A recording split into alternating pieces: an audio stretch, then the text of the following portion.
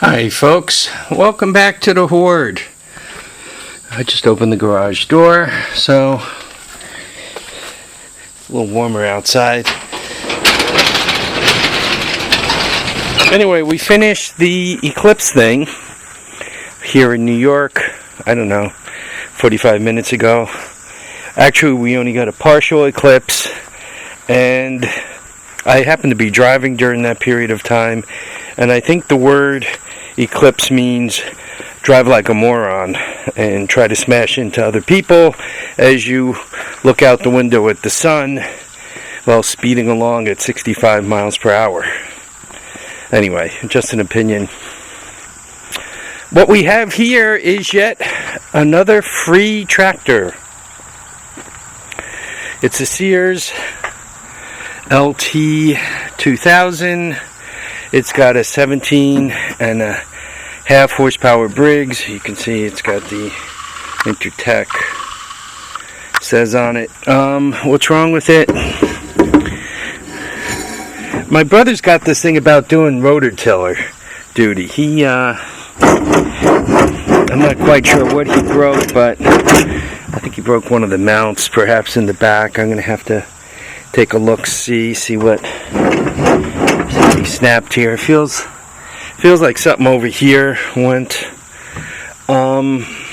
This is one of those cheap ones. You don't see wheels, right? No wheels in the front and back. And with the kind of lawn he has a tendency to dive it into holes, and then the blades grind on the ground, and he gets into trouble. I'll climb up there in a second. Let me show you everything I can from down here first. Yeah, I'm gonna have to look it over. He says he broke something and the belt started burning, and he said the heck with it. It runs. We actually started it to move it around a bit. It's not good when you see stuff like this, though. Right? That means you're not cooling properly. It says bill date. I don't know. Could you guys see that? Can't see that. There you go. And it says 0608. So, what is this? A 9-year-old tractor then? Give or take a little bit. You know, it's got your standard. What is that? I think. No, it's got a transmission, not a belt. I think it's got a transmission, right? That's what this is doing for a living. As I said, it starts, it runs, it moves. It came in with a deck issue. Here's the serial numbers on it. Some of you guys could decode these and tell me what year it is and all that. There, if you look at it upside down, it says Peerless. I'll assume that's talking about the rear end seat. Has a little damage to it. Really looks pretty clean. I like the kind you see with the numbers over there that tell you what spindle to use and all that other kind of stuff. You can see by the amount of wear on the tires. He put a few miles on this thing. He indicated that it was a good machine for the first few years, and then he started having trouble with spindles. He says he kept screwing up spindles. Looks familiar, eh? So,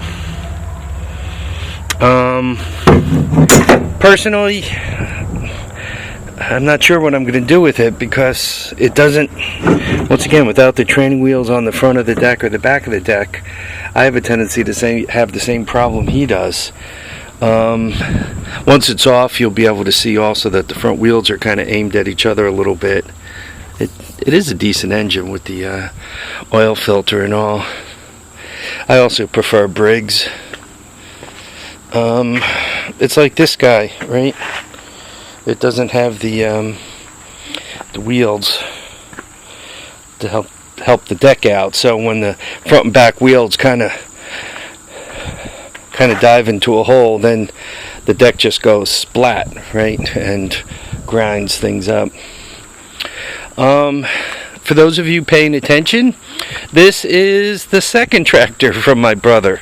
He seems to be on a regular schedule for breaking these things, and my brother kind of has a big job and he's doing pretty good for himself, so